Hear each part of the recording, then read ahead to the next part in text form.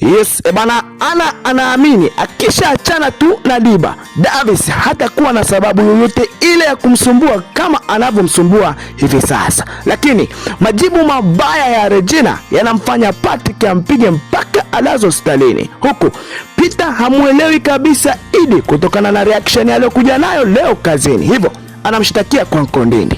Sasa pale tulipoishia katika episode iliyopita ndipo tunapoanzia leo. Tuende nyumbani kwa Profesa Billy, huyu hapa akiwa pamoja na dadake Ana. Bwana, Ana anasema na nina imani nikisha achana tu na Diba, Davis hatakuwa tena na sababu yoyote ile ya kusumbua jinsi anavyomsumbua hivi sasa. Bwana, Billy anashangaa sana haya maneno anayoongea Ana. Ni kwamba anampenda Davis mpaka yuko tayari kabisa kuachana na mume wake. Hili ni jambo la kushangaza sana kwa upande wa Billy pamoja na wewe pia unayetazama.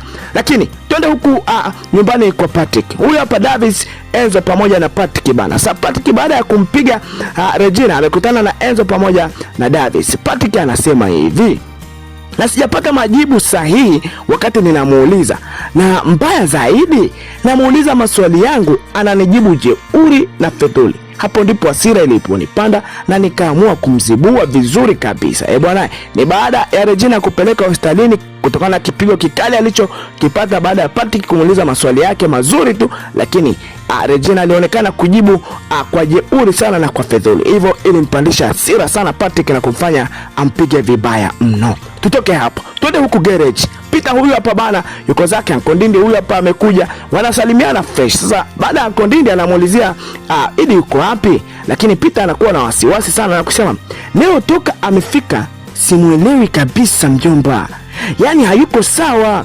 Sio Idi yule ninayemjua. Bwana, wakati tayari Nkondindi ameshajua sababu ni nini iliyomfanya Idi akawa hivyo alivyo. Ni kwa sababu tu alimuona Sofia nyumbani kwa Idi kwa kupita, hivyo hana imani kabisa pamoja na rafiki yake. Tutoke hapo twende zetu huko hospitalini ambako Regina amelazwa. Patrick huyu hapa bana amekuja kumjulia hali kwa yale yote yanayoendelea. Sasa Patrick anamwambia Regina, unaona raha ya maisha ya kuja hospitalini? Unaona raha ya maisha ya kupigana kila siku? Unaona raha ya maisha ya kulazimisha kukupa maumivu? Ni maisha mabaya sana. Regina amekaa kimya tu anamsikiliza Patrick. Patrick anaongea kwa uchungu na kwa feeling kali sana. Ni kwamba hataki wala hapendi hichi kinachoendelea, lakini anayemlazimisha ni Regina kwa sababu tayari ana mwanaume mwingine nje ya ndoa yake. Hilo hata sisi tunalijua, na mwanaume huyo sio mwingine bwana, ni Enzo. Anampenda kinoma noma. Hivyo Patrick ana wakati mgumu sana kumgundua ni nani ambaye anakula tunda lake.